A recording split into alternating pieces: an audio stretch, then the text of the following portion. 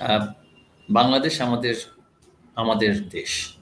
সেই দেশে আমাদের জনগণের কিছু নির্দিষ্ট অংশকে ভুল বুঝিয়ে বিভ্রান্তির মধ্যে ফেলে মৌলবাদী জিহাদি শক্তির সহায়তা নিয়ে ডক্টর ইউনূস, যিনি আহ, এই মুহূর্তে রাষ্ট্র ক্ষমতায় অবৈধভাবে আছেন, আহ, তার যে কার্যক্রমগুলো, তার যেই পদক্ষেপগুলো, তার যেই বাংলাদেশের রাষ্ট্র পরিচালনার ক্ষেত্রে যে সমস্ত কাজ তিনি করে চলেছেন অসাংবিধানিকভাবে, অবৈধভাবে, সেগুলোর ব্যাপারে আহ, জনসমক্ষে তাদের যে অবৈধতা সেটা তুলে ধরাটা রাজনৈতিক দল হিসেবে বাংলাদেশ আওয়ামী লীগের উপরে অত্যন্ত মানে আহ, আওয়ামী লীগের জন্য অত্যন্ত গুরুত্বপূর্ণ। ডক্টর ইউনূস তিনি আসলে কত বড় মাপের পরিচিতি, পরিচিতির সাথে সাথে তার যে গ্রহণযোগ্যতার বিষয়ে বিশ্ব সমাজ বা বিশ্ব ব্যবস্থা যে তার গ্রহণযোগ্যতার প্রশ্নের যেই অনেক বিষয়ে তারা হয়তো বা অবগত নেই, সেগুলো বিশ্ব সমাজকে যেমনি আমাদেরকে জানান দিতে হবে, বাংলাদেশের মানুষকে, আমাদের দেশের মানুষকে এই তার যে প্রতারণামূলক কার্যক্রম, তার যেই আহ, আহ, অবৈধ যে তার যে লক্ষ্য, তার যে রাজনীতি বিরোধী এবং ব্যক্তি স্বার্থের বিষয়ে তার যে অবস্থান, সেগুলো আসলে আমাদের সাধারণ মানুষের কাছে আমাদের জানিয়ে দিতেই হবে। তা না হলে মানুষের মধ্যে যে বিভ্রান্তিটা সৃষ্টি হয়েছে, জনগণকে যে তার যেই রক্তক্ষয়ী মেটিকিউলাস প্ল্যান, যেটাকে সে নিজেই স্বীকার করেছেন, যে মানুষ হত্যার মাধ্যমে শেখ হাসিনার সরকারকে উৎখাত করার যে তার যেই সুগভীর ষড়যন্ত্রটা ছিল, সেটা সম্পর্কে মানুষকে আমাদের জানাতেই হবে।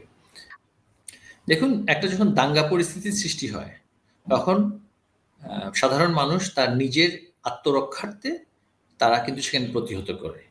আমাদের দলীয় নেতাকর্মীরাও প্রতিহত করেছে, পুলিশও প্রতিহত করেছে।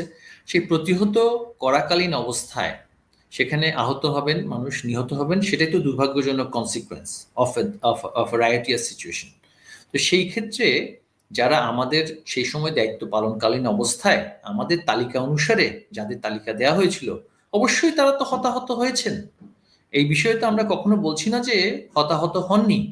সেখানের মধ্যে কতজন পুলিশ সদস্য, কতজন আমার দলের কর্মী, কতজন সাধারণ মানুষ, আর কতজন তাদের তথাকথিত আন্দোলনকারী, সেটা তো নিরূপণ করার সুযোগ আমাদেরকেও দেওয়া হয়নি, জাতিকেও দেওয়া হয়নি।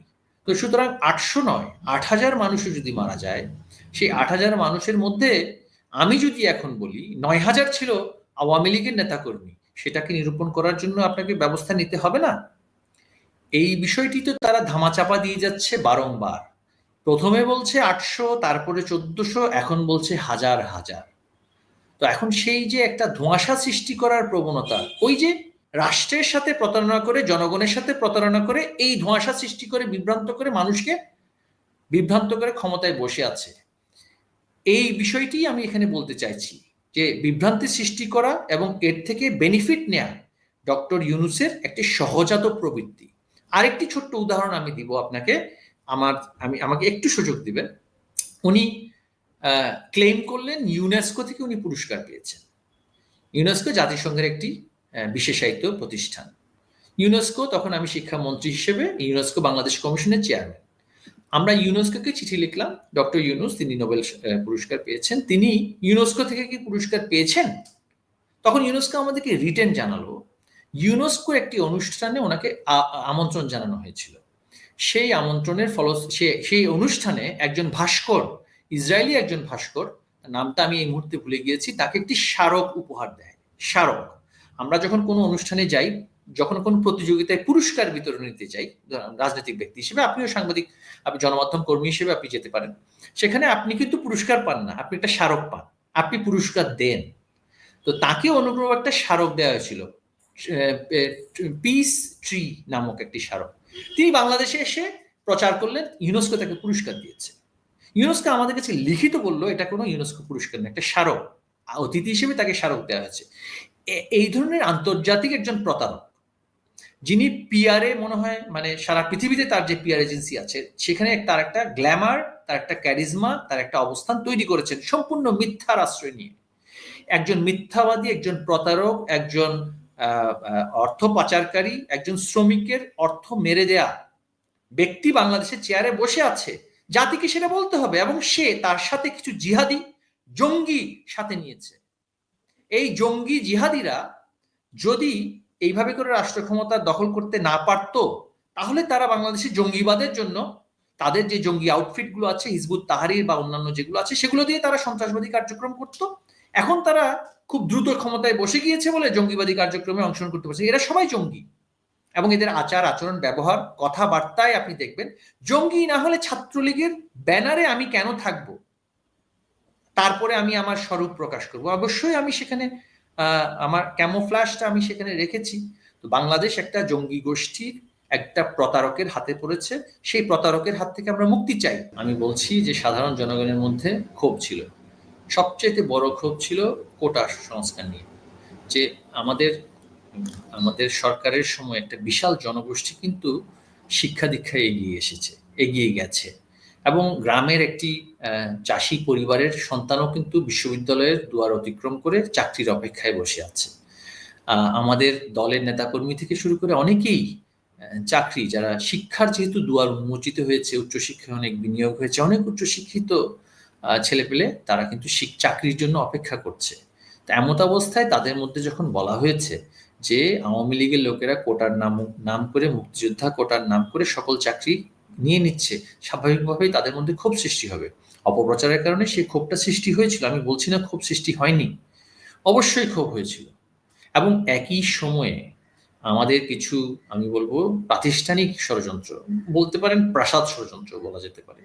আমাদের যারা শিক্ষক যারা ছিলেন বিশ্ববিদ্যালয়ের সময়, সেই শিক্ষকদের সাথে তাদের পেনশন নিয়ে, তাদের বেতন ভাতা নিয়ে একটি সম্পূর্ণ ইররেলেভেন্ট একটা ডিসপিউট সেখানে তৈরি হয়ে যায়, যার সাথে আসলে মানে সরকারের যে প্রিন্সিপাল পজিশন তার সাথে কোনো সমস্যাই ছিল না, কিন্তু শিক্ষকদের সাথেও একটা এমন একটা পরিস্থিতি সৃষ্টি হলো যে সরকারের একটা অংশ সরকারকে বোঝাতে সক্ষম হলো শিক্ষকদের দাবিটা মানা যাবে না। শিক্ষকরা গেলেন ধর্মঘটে। ছাত্র, অনেক ছাত্র এই যে একটা যৌক্তিক দাবি, কোটার সংস্কার করতে হবে, এই যৌক্তিক দাবিটার পক্ষে তো আওয়ামী লীগের নেতা কর্মীরাও ছিল। তো যখন এইটা নিয়ে যখন মাঠে আসলো, সেই মাঠে আসার একেবারে শেষ দিন পর্যন্তই যদি আমি বলি, বিষয়টা কিন্তু সুনির্দিষ্ট ছিল, কিন্তু সরকার পতন নিয়ে নয়। আমাদের এই আন্দোলন বা এই অভ্যুত্থানের আসলে অনেকগুলা ফেজ ছিল, কোনো একক নেতৃত্ব ছিল না, এবং নেতৃত্বের মধ্যে আমি অন্যতম। এইভাবে আমি নিজেকে দেখি। আমি আমার জন্ম বেড়ে ওঠা ঢাকাতেই, ঢাকা শহরেই, এবং আমার ফ্যামিলিও পলিটিক্সের সাথে যুক্ত ছিল, বাট আমি কোনো পলিটিক্সের সাথে যুক্ত ছিলাম না। এবং আমি স্কুল কলেজ শেষে ঢাকা বিশ্ববিদ্যালয়ে ভর্তি হই 2016-17 সেশনে, এবং ঢাকা বিশ্ববিদ্যালয় থেকেই মূলত ছাত্র রাজনীতি বা ছাত্র আন্দোলনের সাথে যুক্ত হওয়া। ছাত্র রাজনীতি বলতে আমরা ছাত্র আন্দোলন কি বুঝতাম, 2018 সালে কোটা সংস্কার আন্দোলন, রোড সেফটি মুভমেন্ট এবং ডাকসু ইলেকশন, সেখানে আমার পার্টিসিপেশন হয়। এই ইভেন্টগুলোর মধ্য দিয়ে আমি ছাত্র আন্দোলনে পুরোপুরি যুক্ত হই। এরপরে আমাদের একটি স্টাডি সার্কেল হয় এবং আমরা বিভিন্ন আন্দোলন অ্যাক্টিভিজমের মাধ্যমে নিজের একটা ছাত্র সংগঠন করি, নতুন নির্দলীয় ডেমোক্রেটিক স্টুডেন্টস ফোর্স নামে, গণতান্ত্রিক ছাত্র শক্তি। এবং পরবর্তীতে 2024 সালে যখন এই আন্দোলনটা শুরু হয়, আমরা বৈষম্য বিরোধী ছাত্র আন্দোলনের ব্যানারে, এন্টি ডিসক্রিমিনেটরি স্টুডেন্ট মুভমেন্ট, এই ব্যানারে আরো সাধারণ শিক্ষার্থী সহ আমাদের এই আন্দোলনটা শুরু হয়, এবং যেটা পরবর্তীতে জুলাই গণঅভ্যুত্থানের রূপ নেয়। বাংলাদেশ যেহেতু একটা অথরিটেরিয়ান রেজিমে ছিল গত 15 বছর, একটা ফ্যাসিস্ট সরকার সেখানে ছিল, যেখানে মানুষের মত প্রকাশের কোনো অধিকার ছিল না, তার ডেমোক্রেটিক রাইটস গুলো ছিল না, মানুষ ভোট দিতে পারে নাই, ভোট রিগিং হয়েছে, গুমের মতো ঘটনা ঘটছে, বিরোধী মতকে দমন করা হয়েছে, বিশ্ববিদ্যালয়গুলোতে টর্চার সেল হয়েছে, ফলে যে কোনো ন্যায্য আন্দোলন নিয়ে কথা বলতে গেলে সরকারি বাহিনী এবং পুলিশ বাহিনীকে ব্যবহার করে দমন পীড়ন করা হতো। আমরা আন্দোলনের শুরুতে এই বিষয়গুলোতে সচেতন ছিলাম, কিন্তু আন্দোলনটা প্রথমে খুবই অরাজনৈতিক একটি কোটা সংস্কারের দাবিতে শুরু হয়েছিল, যেটার যৌক্তিকতা মানুষের মধ্যে অলরেডি ছিল। 2018 সালে এই ইস্যুতে আন্দোলন হয়েছিল, এবং যখন কোর্টের মাধ্যমে এই কোটাটাকে আবার ফিরিয়ে আনা হয়, স্বাভাবিকভাবে শিক্ষার্থীরা খুব ক্ষুব্ধ হয়। তো স্বাভাবিকভাবে আমরা আন্দোলন শুরু করি। প্রথম দিকে তেমন বাধা ছিল না, বাট আন্দোলনের দাবিও মানা হচ্ছিল না।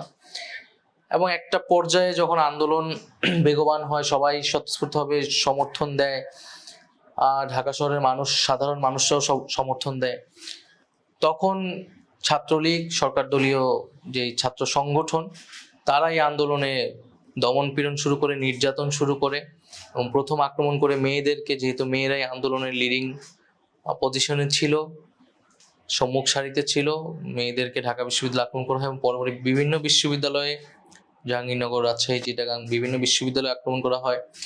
এবং একটা পর্যায়ে যখন এই হামলার প্রতিবাদে, এই নির্যাতনের প্রতিবাদে আবারও মিছিল নামে, তখন গুলি চালায় পুলিশ, এবং সেই গুলিতে আবু সাইদ সহ, ওয়াসিম সহ অনেকেই শহীদ হন। এবং আমরা কমপ্লিট শাটডাউন প্রোগ্রাম ঘোষণা দিই। প্রাইভেট বিশ্ববিদ্যালয়ের শিক্ষার্থীরা নেমে আসে, মাদ্রাসার স্টুডেন্টরা নেমে আসে, এবং শিক্ষার্থীদের উপর নির্বিচারে গুলি চালানো হয়। পুলিশ, র্যাব সহ আইন শৃঙ্খলার বিভিন্ন বাহিনী সেই গুলি চালায়, এবং শিক্ষার্থীরা নিরস্ত্রভাবে সেই গুলির সম্মুখে, অস্ত্রের সম্মুখে তাদেরকে লড়াই করতে হয়েছে। হাজারো মানুষ এটার জন্য জীবন দিতে হয়েছে, এবং কয়েক হাজার আহত হয়েছে। আমরা যারা আন্দোলন নেতৃত্ব পর্যায়ে ছিলাম, আমাদেরকে বিভিন্ন ভাবে হেনস্থা করা হয়েছে, আমাদের পরিবারকে হেনস্থা করা হয়েছে। আমাকে গোয়েন্দা সংস্থা তুলে নিয়ে গিয়েছিল, গুম করে নির্যাতন করেছিল। পরবর্তীতে আমরা যখন হাসপাতালে ভর্তি, হাসপাতালে আমাদের ট্রিটমেন্টে বাধা দিয়েছে। এবং পরবর্তীতে ডিবি অফিসে আমাদের নিয়ে যাওয়া হয়, সেইখানে 6 দিন রাখা হয়। নির্যাতনের মুখে আমাদেরকে আন্দোলনের সমাপ্তি স্টেটমেন্ট দেওয়া হয়। এবং তারপরেও যখন মানুষ আন্দোলন করতেছিল, রাস্তায় নামতেছিল, আবার আমরা যখন বের হয়েছি, আমরা তখন আমাদের আর কোনো উপায় ছিল না, যে এই সরকারকে কোনোভাবে মানার আর সুযোগ ছিল না, যে এই সরকার নির্বিচারে গুলি চালিয়েছে, তার জনগণের উপরে মানবাধিকার লঙ্ঘন করেছে, মানুষের মত প্রকাশের অধিকার লঙ্ঘন করেছে। ফলে বিচার, জাস্টিস এবং রিফর্মের জন্য আমরা ঘোষণা দিয়েছি যে এই সরকার আর থাকতে পারবে না। আমরা শেখ হাসিনা রেজিগনেশন 1 পয়েন্ট ডিমান্ডে আমরা চলে যাই, এবং আমরা ফ্যাসিবাদী ব্যবস্থার বিলোপ করে একটি নতুন রাষ্ট্র কাঠামো তৈরির অঙ্গীকার নিই।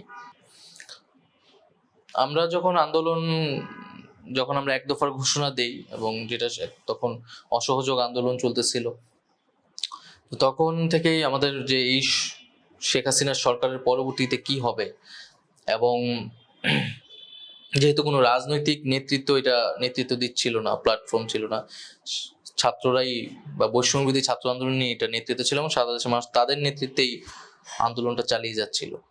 ফলে তখন থেকে আমরা 2-3 তারিখ থেকে 3-4 তারিখ থেকে আমরা ডক্টর ইউনূসের সাথে যোগাযোগ শুরু করি। আমাদের পক্ষ থেকে আসিফ মাহমুদ, যে এখন স্পোর্টস অ্যাডভাইজার, সে যোগাযোগ প্রথম করে। এবং 5 তারিখে সরকার পতনের পরে তখন সরকার গঠন করা লাগবে, এই দায়িত্বটা আমাদের উপরে আসে। আমরা বিভিন্ন রাজনৈতিক দলের সাথে কথা বলি, আমরা ন্যাশনাল গভর্নমেন্ট করার ট্রাই করি, প্রস্তাব দেই। পলিটিক্যাল পার্টিগুলোর মধ্যে অনেকের সাথে রাজি হয় না। দেন আমরা এমন একজন ফিগার খুঁজতেছিলাম যার নেতৃত্ব সবাই মেনে নিবে, এবং আমাদের কাছে মনে হচ্ছে ডক্টর ইউনূস সেই ধরনের একজন ব্যক্তি, যার একটা আন্তর্জাতিক গ্রহণযোগ্যতা আছে, একটা অর্থনৈতিক ব্যাকগ্রাউন্ড আছে। দেশের এই সময় অর্থনৈতিক সংকটে আমাদের প্রজ্ঞা, জ্ঞান আমাদের কাজে লাগবে, এবং দেশের ভিতরেও তার গ্রহণযোগ্যতা আছে, এবং ফ্যাসিস্ট রেজিমও যেহেতু নির্যাতিত হয়েছেন, ফলে সার্বিকভাবে ডক্টর ইউনূসকে আমাদের কাছে মনে হয়েছে ক্রেডিবল, গ্রহণযোগ্য, অ্যাকসেপ্টেড হবে এই সময় সর্বজনের কাছে। তখন আমরা ডক্টর ইউনূসকে রিকোয়েস্ট করি, উনি প্রথমে রাজি হন না, উনি বলেন উনি পলিটিক্সের লোক না। বাট আমরা দেশের পরিস্থিতিকে বোঝানোর চেষ্টা করি যে ওনাকে এই সময় দেশে অবশ্যই দরকার, এবং তিনি একটা সময় রাজি হন, এবং উনি 8 তারিখে ফিরেন, এবং সেদিন সরকার গঠিত হয়।